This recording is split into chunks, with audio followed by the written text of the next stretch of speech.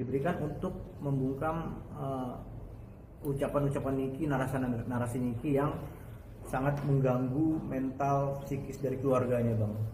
Gimana tuh, Bang? Kok bisa dikatakan kategorikan ke pemerasan gitu, Bang, kalau memang itu alasannya ya?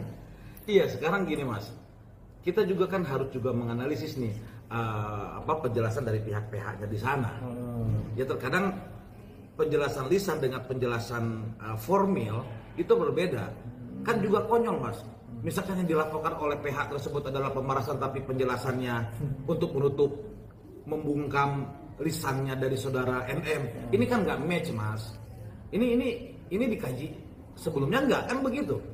Kan nggak boleh Mas. Kita melaporkan seseorang itu atau kepada badan hukum itu kan harus dengan bukti-bukti yang cukup, ya, bukti formil, ya, tentunya seperti itu, dan kita sampaikan dengan keterangan-keterangan yang sama gitu loh. Lah kalau disebutkan yang pemerasan, ya, kemudian disampaikan penjelasan konferensi persnya adalah apa tadi itu, untuk membungkam, untuk menutup lisan supaya tidak membuka ini kan nggak beres Mas. Saya pikir ini masyarakat harus coba diajak dengan lebih sehat dalam berpikir logikanya gitu loh.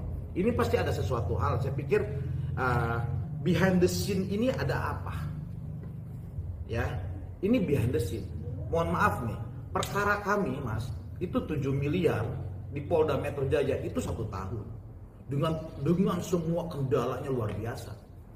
Oke, dia bukan public figure, tapi ini perkara 4 miliar dalam hitungan berapa waktu Mas? 2 bulanan langsung naik, ya, langsung proses upaya paksa.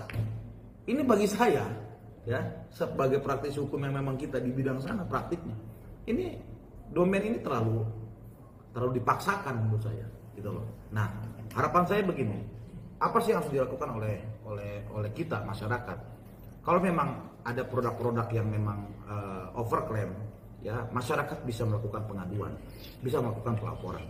Hanya 2 hal masih bisa melakukan ini. Masyarakat yang kena dirugikan korban dan atau BPOM. Gitu loh. Ini kan mekanismenya seperti itu. Ini bisa diancam dengan Undang-Undang Perlindungan Konsumen.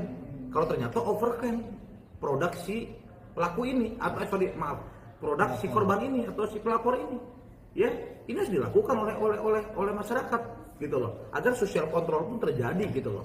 Jangan seenak-enaknya yang akhirnya dia dengan sebenarnya cara tidak elok juga untuk menutup lisan seseorang, ya, dengan memberikan imbalan yang akhirnya itu dia cukup menerima efeknya, tidak banyak tersebar, ya, tetapi setelah itu dihajar. Tapi gue yakin setelah 150 hari nanti akan P21. Jadi buat kalian doain saja Nikita Mirzani. Gak usah nantang-nantangin yang kontra Nikita Mirzani. Kalau Nikita Mirzani akan lepas, maka akan banyak yang ketar-ketir, apalagi gue. No, gue tidak akan ketar-ketir, karena yang harusnya ketar-ketir adalah lawan hukumnya. Catat. Bang, bebaskan Nikita Mirzani. Nikita Mirzani ya bisa ada kemungkinan besar di persidangan nanti bebas. Karena alat bukti yang dipakai itu, rekam-rekamnya itu kan melanggar pidana. Jadi bagaimana satu peristiwa hukum mendapatkan alat bukti ini dengan cara diduga melanggar satu pasal pidana, gimana itu kayak gitu.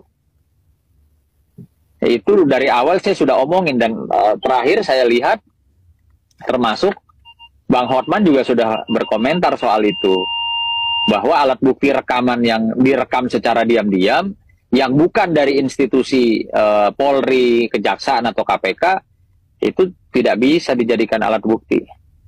Ini kata Bang Hotman loh, ya. Mau berapa bulan lagi Pak Kak Nikita Mirzaninya ditahan? Sidangkan dong, kan udah ditetapkan jadi tersangka. Kenapa? Kurang alat buktinya. Takut kalah ntar di persidangan sama Kak Nikita Mirzani, karena potensi bebas ada, kayak kasus sebelumnya sama DM. Awal-awalnya jadi tersangka, tapi di persidangan bebas. Kalau nggak cukup bukti, ngapain ditahan orang Pak? Tahu kan lembaga atau institusi di negeri ini yang dicap buruk sama masyarakat Indonesia apa? Jangan makin memperkeruh keadaan deh Pak. Bebaskan dong.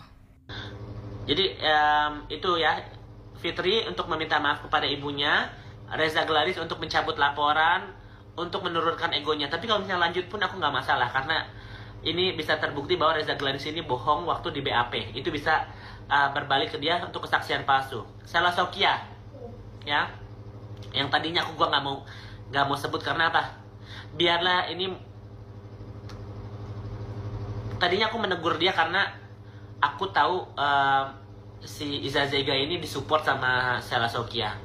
Tadinya dia manggil aku emak Yoke ya kan. Jadi walaupun aku kayaknya seumuran sama Sela deh, nggak tahu lebih tuaan aku atau tuaan dia. Beda setahun 2 tahun aku sama Sela Sokia ya. Tadinya kan aku dia orang baik yang bisa bisa diajak komunikasi segala macam. Kalau misalnya kalian lihat dia di DM-an aku itu sangat responsif ya kan. Jadi aku kayak yang ya udahlah, dia sopan segala macam. Jadi aku nggak mau masalin Sela nih. Karena apa? Dia sopan, ya kan? Walaupun dia salah atau nggak salahnya itu bukan hak aku untuk menghakimi dia, ya. Cuma sebagai orang yang tahu bahwa dia mensupport Iza Zega, oh berarti ini manusia munafik, ngerti nggak? Aku nggak suka orang bohong, ya. Aku orang paling nggak suka orang bohong dan manipulatif, ya. Karena di dunia sosial media ini banyak netizen yang tinggal dikasih informasi, misalnya ya, jeruk itu rasanya kayak apel loh guys. Orang ditelan bener-bener, oh iya ya, kalau kita makan jeruk itu rasanya apel. Ya jeruk rasanya jeruk, nggak mungkin jeruk rasanya apel, ngerti nggak? Mungkin ada jeruk hybrid ya kan.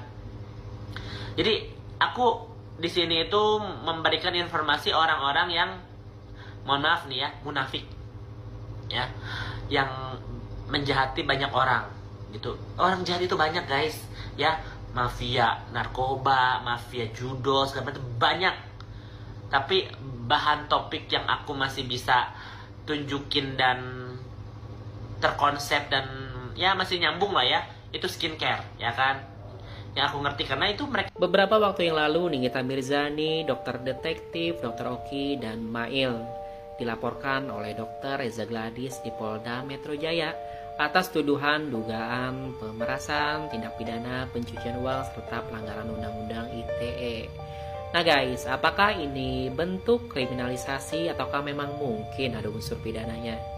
Yuk kita analisa secara hukum. Gimana mau dibilang pemerasan kalau mereka lah yang mencari Nikita Mirzani?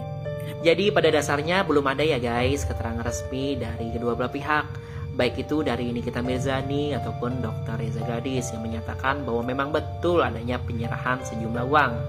Tapi jika kita lihat dari video-video yang beredar nih, Nikita Mirzani dan Mail pernah memberikan statement. Sini, habis lo ambil duitnya, terus udah ganti malu. Ya, kurang lebih begitu lah ya.